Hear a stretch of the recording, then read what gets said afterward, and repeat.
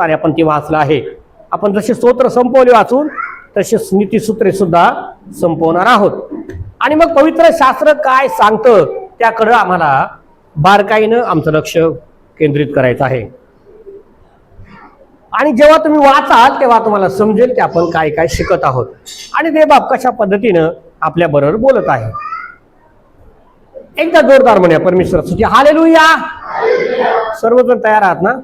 झोप सोडून द्या, निराशा टाकून द्या. आता पवित्र शास्त्र उघडून पाहायची गरज नाही. जेव्हा तुम्हाला सांगेल तेव्हा उघडायचं. आता लक्ष तुमचं त्या देवाच्या शब्दांकडे असलं पाहिजे की देव आमच्या बरोबर काय बोलू इच्छितो.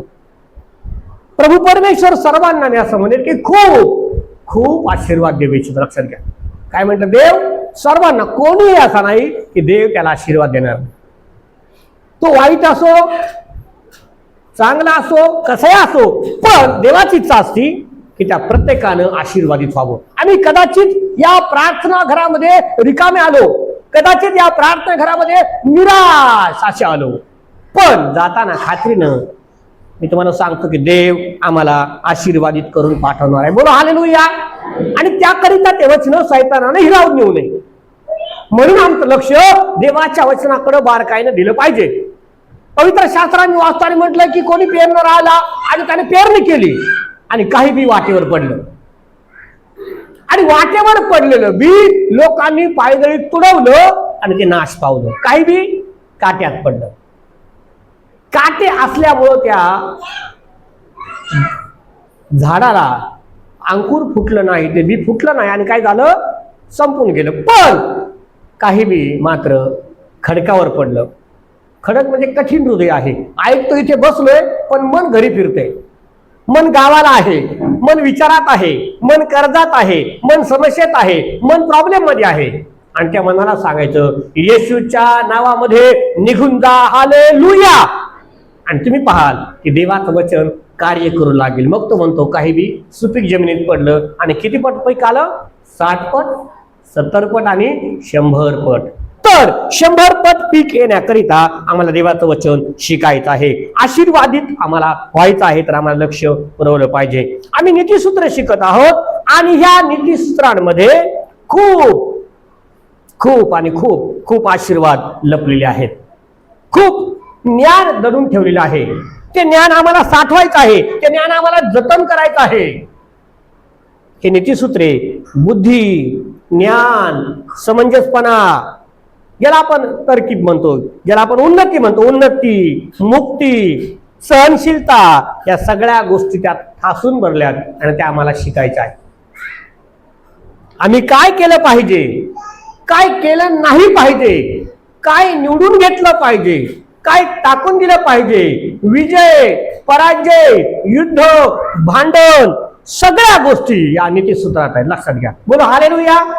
आपण नीतिसूत्र शिकत आहोत आणि त्यात काय काय आहे हे सुरुवातीला मी तुम्हाला सांगतो. घर, चिंता, विजय या सगळ्या गोष्टी त्यामध्ये लिहून ठेवल्या. मग तर म्हणतो मी तुमचं उठणं बसणं जाणतो, मी तुमचं चालणं पाहतो, मी तुमचं खाणं पिणं पाहतो, आमचे व्यवहार, आमचं काम, आमचा बिझनेस, आमची नोकरी, या सर्व गोष्टी कशा पद्धतीने आम्ही चालवल्या पाहिजे या सगळ्याचं ज्ञान त्या शलोमोन राजानं त्या नीतिसूत्रांमध्ये लिहून ठेवलं. आणि म्हणून आम्हाला हे नीतिसूत्रे बारकाईनं वाचलं पाहिजे. आमचे बोलणे कसे असले पाहिजे, आमचं वागणं कसं असलं पाहिजे, आमचं आध्यात्मिक जीवन हे परमेश्वराला आवडेल असं कसं ठेवता येईल याचं सूत्र सुद्धा त्या नीतिसूत्रामध्ये सांगितलं आहे. आमची पत्नी, आमची मुलं, आमचं घर, आमच्या जीवनासाठी लागणारी हर एक गोष्ट, बोला हालेलुया, हर एक गोष्ट कशात आहे? नीतिवचनांमध्ये आहे. आणि म्हणून नीतिवचन आम्हाला काळजीपूर्वक वाचले पाहिजे, काळजीपूर्वक आम्हाला लक्ष पुरवलं पाहिजे, काळजीपूर्वक त्याकडे आम्हाला लक्ष दिलं पाहिजे. आमचे बोलणे कसे असले पाहिजे हे सगळे या नीतिसूत्रामध्ये सांगितलं आहे. जर आमचा विश्वास चुकीचा आहे, लक्षात घ्या बरं का काय म्हटलंय, जर आमचा विश्वास चुकीचा आहे तर मग आम्ही ढोंगी, खोटारडे, परमेश्वरानं आवडणार असं ख्रिस्ती जीवन जगत आहोत आणि मग आम्हाला आशीर्वाद प्राप्त होणार नाही. आमचा विश्वास कसा आहे? ढोंगी आहे. ढोंगानं असं मोठ्याने प्रार्थना केली, हालेलुया, प्रेज लॉर्ड, धन्यवाद येशू, अब्रामाच्या देवा, इसाकाच्या देवा, आमेन, हालेलुया. आणि घरी गेलो शिव्या, भांडणं, मारामाऱ्या, आणि मग देव आशीर्वाद देणार. बोला हालेलुया. विश्वास ठेव म्हणजे तो म्हणतो देवाचा गौरव आशील. प्रार्थना केली विश्वासाने, देवा मला तू दिलाय म्हणजे तू दिलंच आहे. बोला हालेलुया. मला पाहिजे म्हणजे मला पाहिजे आहे. शास्त्र सांगतं या ठिकाणी फक्त टाइमपास करण्यासाठी आपण बसलेलो नाही, तर जीवनाचा उगम यानीच्या सूत्रात आहे आणि ते आम्हाला पाहिजे. 11वा अध्याय पहिलं वचन वाचा, काय म्हटलंय? एक जण, खोट्या वजनाचा परमेश्वराला वीट आहे, पण खरे वजन त्याला प्रिय आहे. शास्त्र सांगतं की देवाला कशाचा वीट आहे? खोट्या वजनाचा. तागडी म्हणजे समजायला थोडं समजा कठीण आहे, तुम्हाला नाही समजायचं, पण वजन समजताना आपण किराणा दुकानात जातो, त्याच्याकडे काटा आहे आणि तुम्ही त्याला सांगितलं की बाबा रे मला 1 किलो साखर द्या. बोला हालेलुया. आणि त्यानं तुम्हाला 800 ग्रॅम दिली. 1 किलो साठी किती पाहिजे? 100 ग्रॅम, नाही का? 1000. पण त्याने किती दिली तुम्हाला? 800 दिली, नाही का? तुम्हाला नाही माहित, पण तो फसवत आहे. आणि तो जेव्हा फसवत आहे तेव्हा त्याच्या मनाला समाधान लागतं की मी 200 ग्रॅमचा फायदा केला. पण त्याला पुढे माहित नाही काय होणार आहे. कोणी दुधाचा व्यवसाय करतो आणि तो लोकांना फसवत आहे. खोट्या मापाचा देवाला वीट आहे. तो म्हणतो दुधात त्यानं काय केलं? पाणी ओतले. 1 लिटर मध्ये पाव लिटर पाणी टाकलं आणि घातले दूध. तो कमवत आहे पैसे, त्याला क्षणिक आनंद आहे. पण शास्त्र काय म्हणतोय? खोट्या मापाचा देवाला वीट आहे. वीट म्हणजे एकदम घृणा आहे. आपण म्हणतो ही भाजी विटली, आता ही खाऊ शकणार नाही. म्हणतो किती दुर्गंधी येते, याला घराच्या बाहेर फेका, भात सडला, त्याला फेकून द्या. देवाला वीट येऊ नये असं आम्हाला वाटतं. तर तो म्हणतो की आमचं माप कसं असलं पाहिजे? देवाला प्रिय जसं आहे तसं. म्हणून तो म्हणतो ज्या मापानं तुम्ही मापून द्याल त्याच मापानं तुम्हाला परत करता येईल. तुम्ही हलवून दाबून शीख भरून दिलं तर तसंच तुम्हाला देता येईल. आणि ज्या मापानं तुम्ही द्याल त्या मापानं तुम्हाला परत देव देणार आहे. आणि म्हणून आपलं वजन जे आहे ना, ते आपलं वजन, आपलं माप चांगलं असलं पाहिजे असं परमेश्वराचं वचन सांगतं. खोट्या मापाचा परमेश्वराला खूप खूप राग येतो. म्हणून व्यवसाय करणाऱ्यानं सत्यतेनं, खरेपणानं व्यवसायाला सुरुवात करायची असं देवाचं वचन सांगतं. फसवायचं नाही. एखादा कोणताही व्यवसाय आपला, दुधाचा व्यवसाय आहे, किराणा मालाचा व्यवसाय आहे, बाजारात आपण भाजी विकत आहोत, कुठल्याही व्यवसायामध्ये जेव्हा प्रामाणिक आहोत, कदाचित प्रामाणिक राहत असताना पुष्कळ त्रासाला सामोरे जावं लागेल. बोलो हालेलुया. पण त्याचा परिणाम मात्र आशीर्वादामध्ये प्राप्त होतो. शास्त्र सांगतं तुम्ही केलेल्या कष्टाचं फळ तुम्ही खाल. खोट्याने कमवलं ना ते घरापर्यंत पोहोचत नाही, त्याला अनेक बोक्षे पडतात. आजार आहे, पीडा आहे, समस्या आहे, त्रास आहे, आणि मग तुम्हाला पाहायला मिळतो की आपण संपूर्णपणे नाशामध्ये जात आहोत. नाशामध्ये आपण त्या संसाराला घेऊन जात आहोत, आपल्या घराचा आपण नाश करत आहोत. मग मत्ती शुभवर्तमान त्याचा अध्याय 16 आणि वचन 26 मध्ये काय म्हटले वाचा. मत्ती शुभवर्तमान अध्याय 16 वचन 26. मनुष्यानं सर्व जग मिळवलं आणि आपला जीव गमावला तर काय लाभ. ज्या लेकरांकरिता रात्रंदिवस लबाड्या करून पैसे कमवलेले आहेत, ज्या लेकरांकरिता रात्रंदिवस कष्ट करून कमवलेलं आहे, ज्या लोकांकरिता लोकांच्या मुंडके मोडून धन साठवलेलं आहे आणि स्वतःचा नाश करून घेतला, आपण मरून गेलो. लोक म्हणतात काय लेख सत्यतेने कमवले का? असाच लबाड होता, सगळं धन असं म्हटले. आबाबाचं धन गप्पाला जातं, काय हाती लागत नाही. पण कदाचित तुम्ही गरीब आहात, म्हणतात नाही त्याचा बाप धार्मिक होता, तर गरीबाचा पोरगा आहे, त्याला मदत करा. शास्त्र सांगतं परमेश्वर त्याच्या बरोबर उभा राहतो. आणि म्हणून देवाच्या वचनात म्हटलंय की खोटं बाप, खोटा तराजू आमच्याकडे नसावा, तो सत्य असावा आणि त्या मापानं सत्यतेनं आम्हाला चालायचं आहे. मग आपल्या घराला आशीर्वादापासून कोणतीच ताकद, कोणतीच शक्ती आम्हाला अडवू शकणार नाही, कारण तो प्रभू आमच्या बरोबर उभा राहणार. तुम्ही पाहाल मोठमोठे श्रीमंत, गडगंज श्रीमंत आहे, घरी कंपनी आहे, मोठे अपार संपत्ती आहे, पण पोरं नाही. ते म्हणतात नाही कोणीच नाही, मग अनाथ घ्यावं लागेल. किंवा मग पोरगा आहे पण तो येडा आहे. पोरगा झाला पण तो कसा आहे, येडा झाला.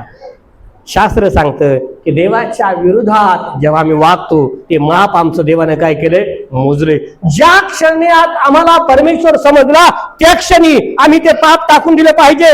आपल्याला कोणी फसू नये म्हणून आपण कोणाला फसू नये. शास्त्र सांगतो की परमेश्वराला खोट्या मापाचा, इथे लिहिलं नीतिसूत्रामध्ये, परमेश्वराला खोट्या वजनाचा, परमेश्वराला खोट्या तागडीचा भीत आहे. कदाचित क्षणिक सुख मिळतं आपल्याला की मी आज भरपूर कमवलं, बऱ्याच लोकांना फसवलं, पण शास्त्र सांगतं आम्ही फसवलं नाही. आम्ही आमच्या लेकरांवरती, आमच्या घरावरती, आमच्या नातवंडांवरती आम्ही काय करत आहोत, शाप ओढवून घेत आहोत. आणि त्या शापाला सामोरे जाऊ नये म्हणून आम्हाला देवाच्या बरोबर पुढे पुढे आणि पुढे चाललं पाहिजे. त्याकरिता सगळं पापमय जीवन टाकून दिलं पाहिजे. योहानाचं शुभवर्तमान त्याचा 4था अध्याय 13 वचनापासून पुढे वाचलं तर आम्हाला पाहायला मिळतं की शंभरोनी स्त्री आहे जी पापी आहे आणि प्रभू येशू ख्रिस्त तिच्याबरोबर बोलत आहे आणि प्रभू तिला सांगत आहे की जे पाणी मी तुला देईल ते जर पाणी तू प्यालीस तर तुला पुन्हा कधी तहान लागणार नाही. ती म्हणते बाबा तुझकडे पोहरा नाही, तू मला पाणी कसं देशील, आणि पाणी तर फार खोल आहे. आमचा पूर्वज याकोब, अब्राहम, इसाक यांची ती विहीर आहे आणि मी तर शंभरोनी आहे, तू यहुदी आहेस. शंभरोण्याचा यहुद्याचा एकमेकाला विहित आहे, तू मला पाणी कसं काय मागतोस. तो तिला म्हणतो तू कोण आहेस आणि मी कोण आहे हे जर तू जाणलंस तर तुला पुन्हा कधीच तहान लागणार नाही. आणि ती त्याच्याशी बोलत असताना तो तिला सांगतो की बाई तुला नवरा नाहीस हे तू खरं सांगतेस, कारण तुला 5 नवरे होते पण आता जो तुझ्याकडे आहे तो तुझा नवरा नाही. ती घागर टाकून देते आणि परत गावात सुटते आणि लोकांना सांगते की या जगाचा तारणारा मला भेटला आहे, या विश्वाचा तारणारा मला भेटला आहे, त्याने माझं सर्व पाप सांगितलं आहे, माझ्या पापाचा घडा फोडून टाकला आहे, चला आपण त्याला पाहू. शास्त्र सांगतं जेव्हा प्रभू समजतो तेव्हा आमच्या मनानं सगळं वाईट, सगळं पाप टाकून दिलं पाहिजे. बघ आपण त्या गीतामध्ये गातो, घडा पाप का तोड़ दिया, मटके को फोड़ दिया, यीशु की मेहरबानी हो गई, घड़ा पाप का तोड़ दिया, मटके को छोड़ दिया. शास्त्र सांगतं तिने तो पापाचा घडा टाकून दिला. जेव्हा आम्हाला ख्रिस्त समजला आहे तेव्हा ते चुकीचं माप, ते लोकांना फसवणारं माप आम्ही सोडून दिलं पाहिजे. याच्यात देव मोजतो, देव आपल्या पापाचा घडा मोजतो आणि मग आपल्या पायाखाली जमीन राहत नाही. पवित्र शास्त्र सांगतो दानियेलाचं पुस्तक आणि त्याचा 5वा अध्याय आम्ही काढला तर त्या ठिकाणी बेलशस्सर नावाचा राजा आहे. तो राजा आपल्या घरामध्ये दारू पित आहे, आपल्या पत्नीबरोबर बसलेला आहे, आपल्या सेवकांच्या चाकरांबद्दल बसला आहे आणि आनंद करत आहे. आणि तो सांगतो जा माझा बाप तुझा मुकद्देसर यानं यरूशलेम जिंकलो, यानं त्या देवाच्या मंदिरातील पात्र जिंकले, ते सगळे घेऊन या, त्या पात्रांमधून मी दारू पिईल. आणि शास्त्र सांगतो त्यानं त्या पात्रांमधून द्राक्षरस पिला आणि सोनं, लोखंड, पाषाण, लाकूड अशा दैवतांची उपासना केली आणि परमेश्वराला चीड आणली. आणि मग परमेश्वरानं सांगितलं हे राजा आता तू जगणार नाहीस, तुला मोजले. वाचूया आपण दानियेलाचं पुस्तक अध्याय 5 वचन 25 वाचूया. दानियेलाचं पुस्तक हा मने मने तकेल उपारसीन, याचा अर्थ असा, मने म्हणजे देवाने तुझ्या राज्याचा काळ मोजला आहे, मोजून ठेवला आहे. पुढे तकेल म्हणजे तुला वजन काट्यात मोजला आहे आणि तू उन्हा भरला आहे. परेस म्हणजे तुझे राज्य 2 भागात भागल आणि मेदी आणि पारशी अशा लोकांना वाटून दिलं जाईल. त्याच रात्री त्या राज्यावर आक्रमण करण्यात आलं. मेदी आणि पारशी लोकांनी ते राज्य जिंकलं, राजाला मारून टाकलं आणि मेदी पारशी लोकांचा राजा झाला. पवित्र शास्त्र सांगतो परमेश्वरानं ज्या दिवशी मोजलं कोणतीच ताकद आम्हाला वाचवू शकणार नाही. बोलो हालेलुया, मोठ्याने बोले हालेलुया.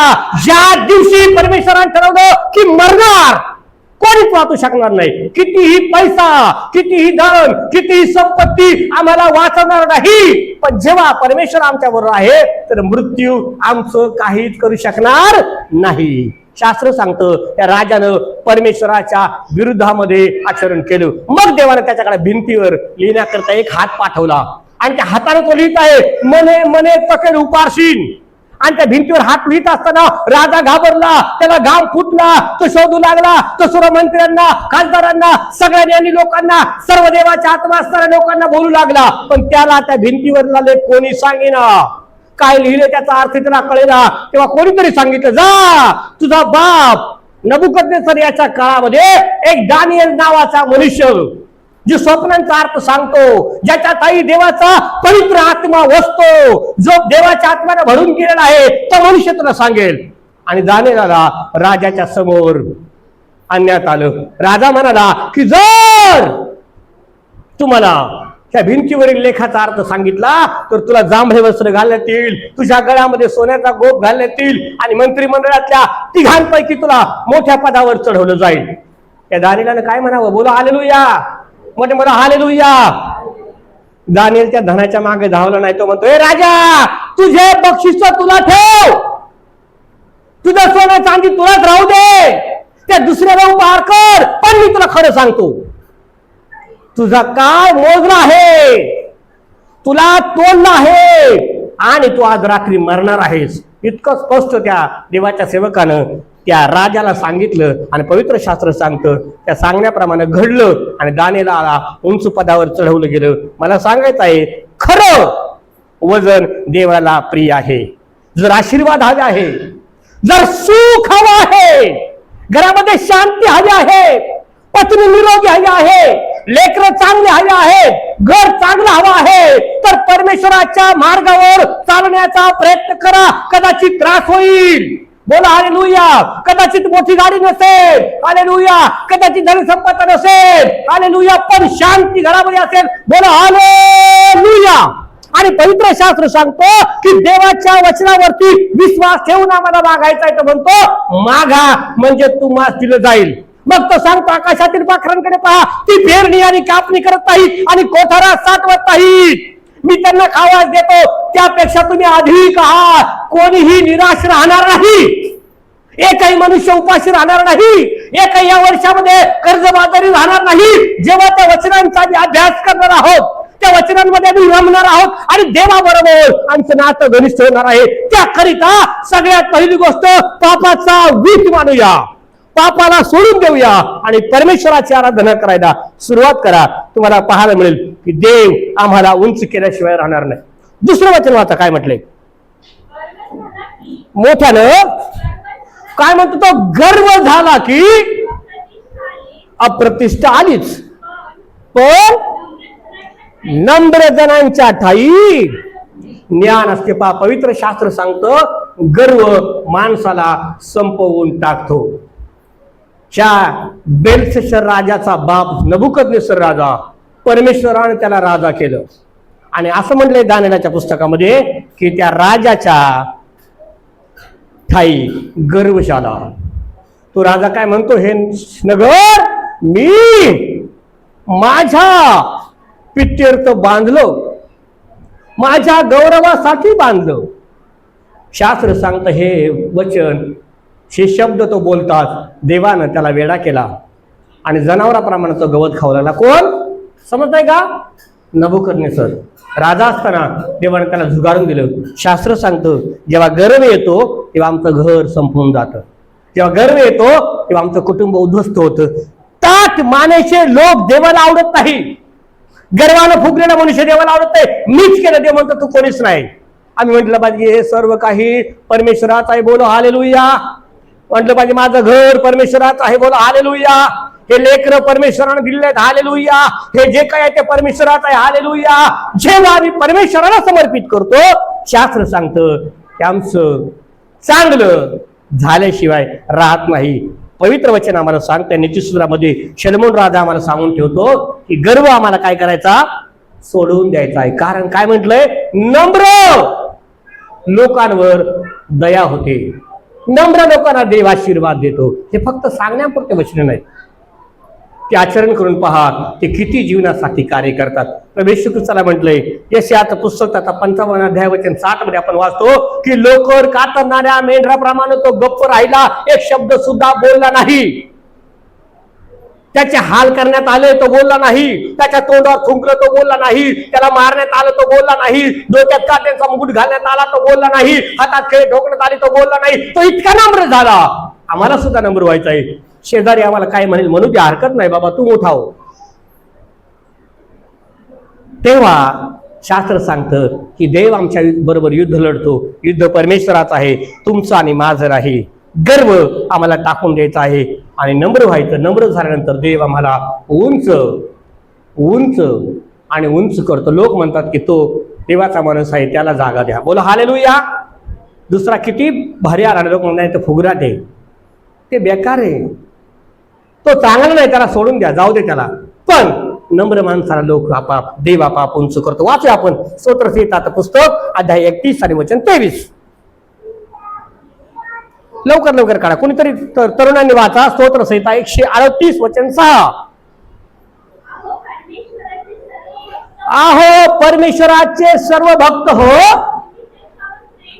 तुम्ही त्याच्यावर प्रेम करा.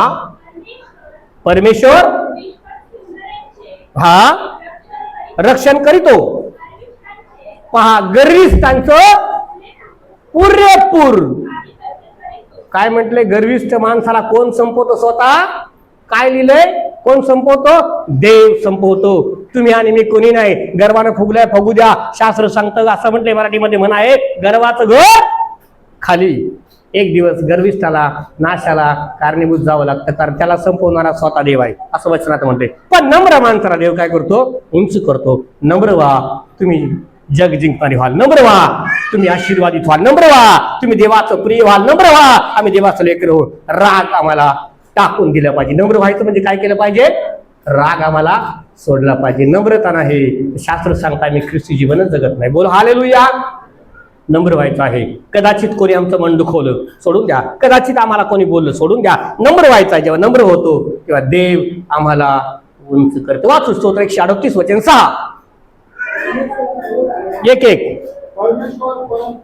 परमेश्वर परम थोर आहे, हा तो दिनांकडे लक्ष देतो आणि गर्विष्ठाला देवाला लांबूनच कळतं की हा गर्विष्ठ आहे, याला माझ्याजवळ थारा नाही. शास्त्र सांगतं गर्वानं फुगून जाण्याचं काहीच कारण नाही. या भूतलावर आम्ही अगदी क्षणिक आहोत. आजचा उद्याचा भरोसा नाही. उद्या काय होईल आम्हाला माहित नाही, म्हणून आम्हाला गर्व करायचं नाही. सर्वस्व परमेश्वराच्या स्वाधीन करून टाका. आणि पहा, देव आशीर्वाद आशीर्वाद आणि आशीर्वाद दिल्याशिवाय राहत नाही. तो म्हणते एका पिढीपासून दुसऱ्या पिढीपर्यंत, दुसऱ्या पिढीपासून तिसऱ्या पिढीपर्यंत आशीर्वाद आशीर्वाद प्राप्त होतात. नीतिसूत्रात पुस्तक अध्याय 15 आणि वचन 25. लवकर लवकर वाचा म्हणजे आपल्याला पुढे जायचं आहे. परमेश्वर गर्विष्ठांचं घर असं म्हणजे त्याला बुलडोजरत लावतो. बोला हालेलुया. काय लिहिलंय वचनामध्ये? मी लिहिलंय का? काय म्हटलंय? परमेश्वर गर्विष्ठाचं घर जमीनदोस्त. जमीनदोस्त कसं होतं? या बुलडोजर येतो. शास्त्र सांगतं गर्वानं काहीच फुगून जायचं काम नाही. शास्त्र सांगतं सगळं काही परमेश्वराला धन्यवाद द्या. हे देवा तुझा आहे, आमचं काहीच नाही. या भूतलावर तर आम्ही प्रवासी आहोत. आम्ही काही घेऊन जाणार नाही आणि काही घेऊन आलो नाही. आम्हाला गर्व सोडायचा, मग आम्हाला देवाच्या जवळ स्थान आहे. 16 अध्याय वचन 5. नीतिसूत्रे अध्याय 16 वचन 5. गर्विष्ठ मनाच्या मनुष्याचा परमेश्वराला वीट येतं. आता पुन्हा आम्ही तुम्हाला सांगतो, आधी लिहिलं त्यानं की खोटी तागडी, खोटं वजन बाळगणाऱ्याचा परमेश्वराला वीट येतो. तो परत सांगत आहे गर्विष्ठाचा सुद्धा देवाला वीट येतो. आणि म्हणून देवाच्या लोकांना काय म्हटलंय? नम्र लोक म्हटलंय. ख्रिस्ताच्या लोकांना काय म्हटलंय? नम्र लोक म्हटलंय. आम्हाला नम्रतेनं पुढे पुढे चालायचं आहे, कारण आधी नम्रता आणि मग काय म्हटलंय? मान्यता. मान्यता मिळवण्यासाठी नम्र व्हावं लागतं आणि मग आमचं काम होतं. परमेश्वर देव आमच्या बरोबर नेहमी उभा राहतो. स्तोत्र नीतिसूत्रात पुस्तक अध्याय 21 वचन 4.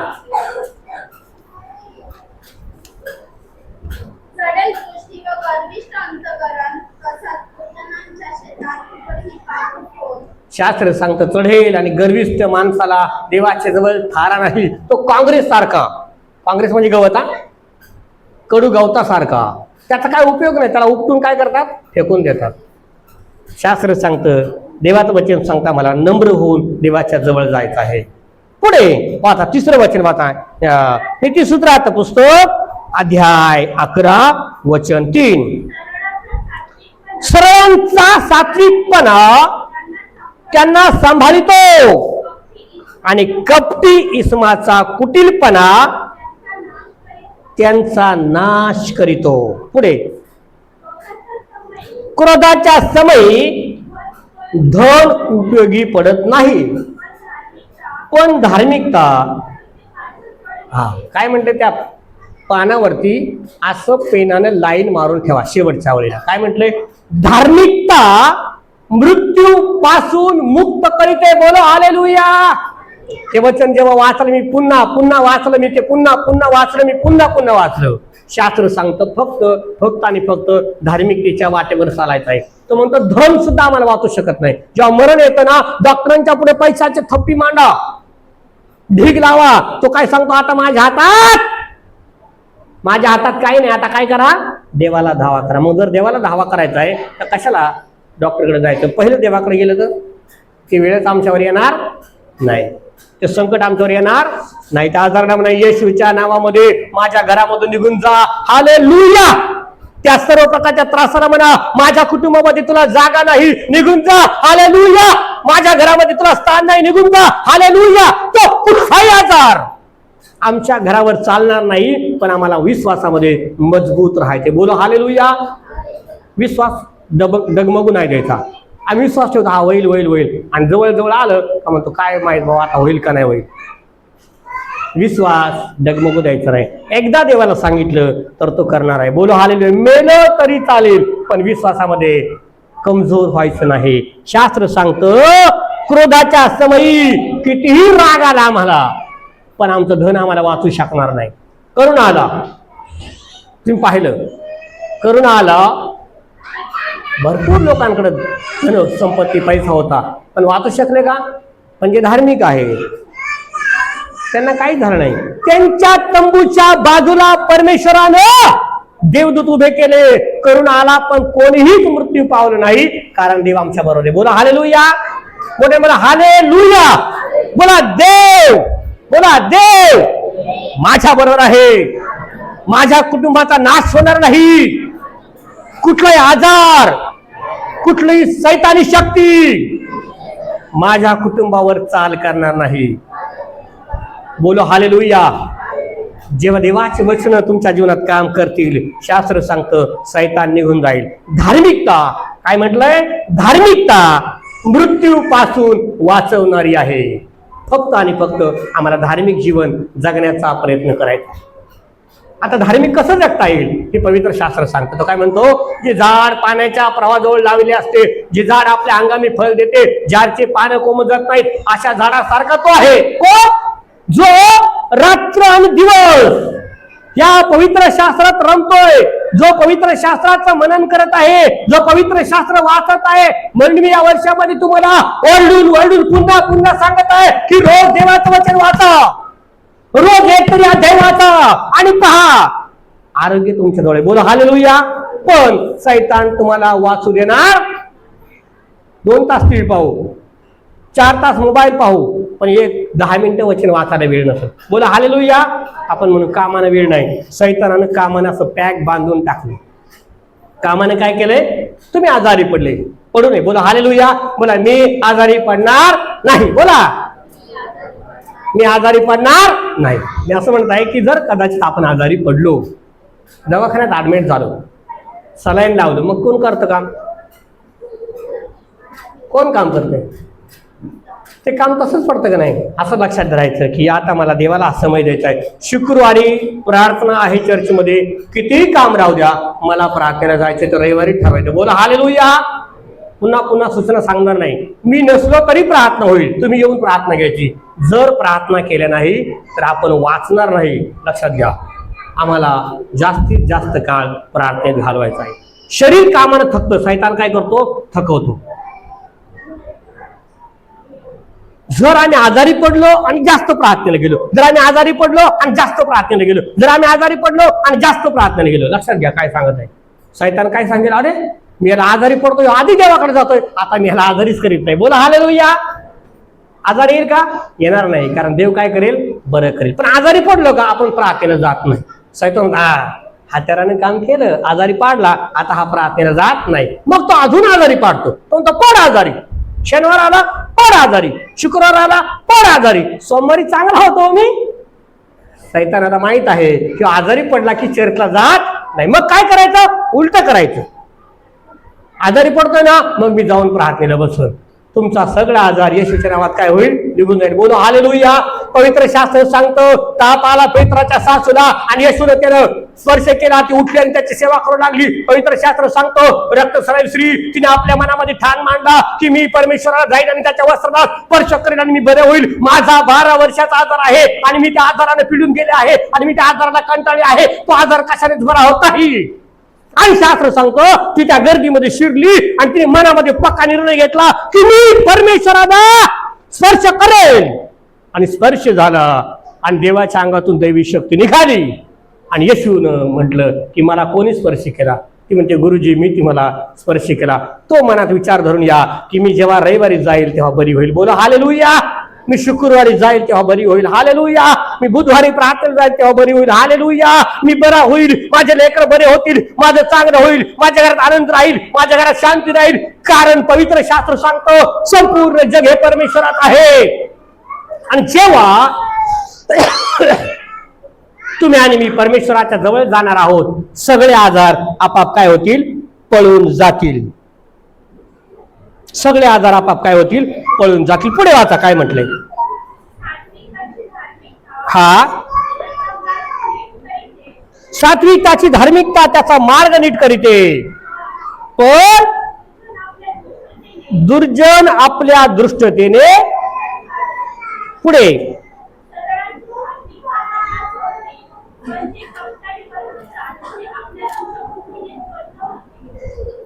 पुढे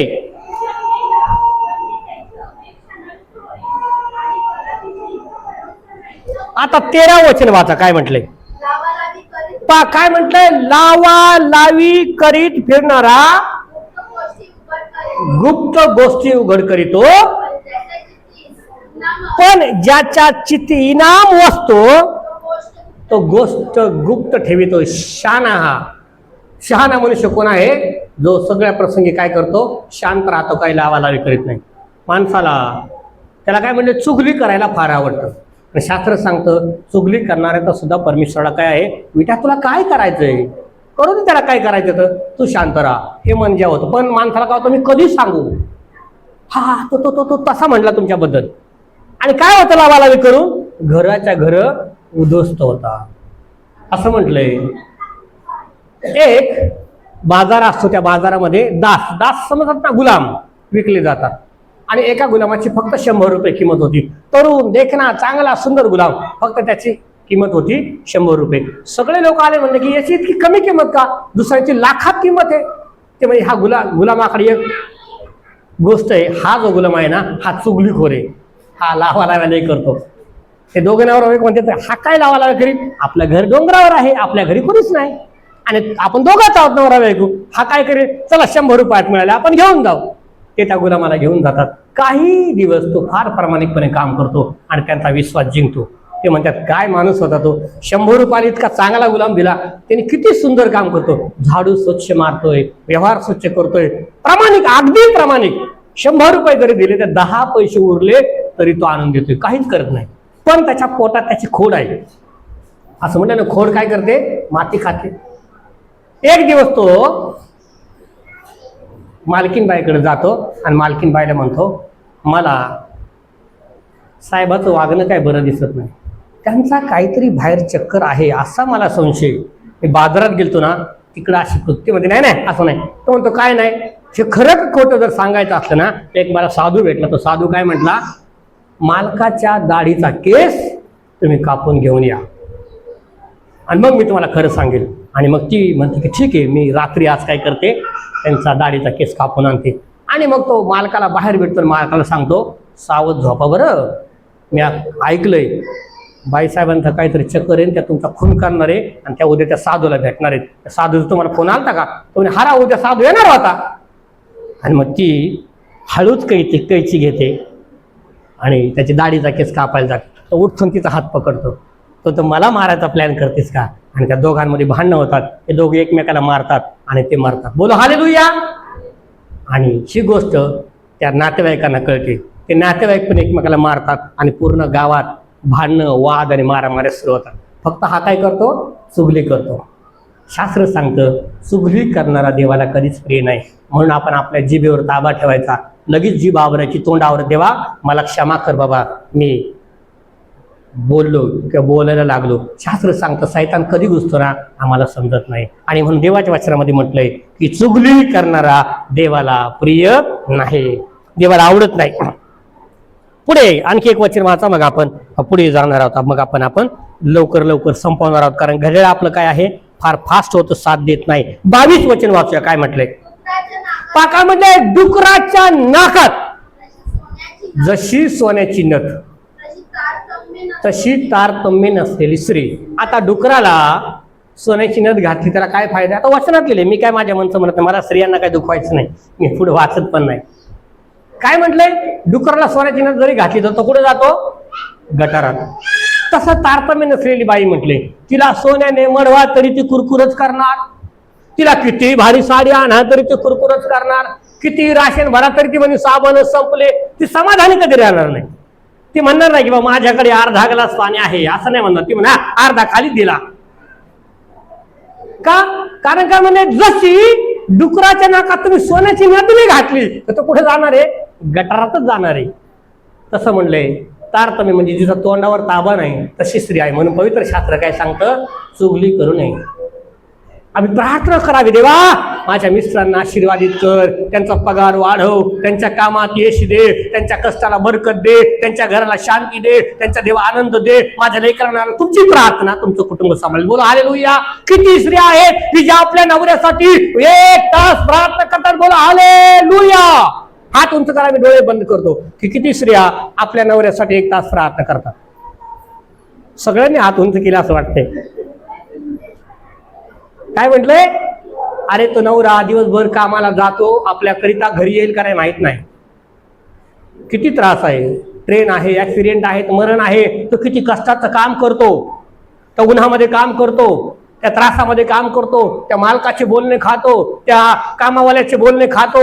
त्याला त्याच्या डोक्यात एकच विचार असतो की काही करून माझं घर चाललं पाहिजे, कारण घरी बायकोनं सांगितलंय की पीक नाही, राशन संपलं आहे, घर भाडं भरायचं आहे, कोणाची फी भरायची आहे, इकडे पैसे द्यायचे आहे.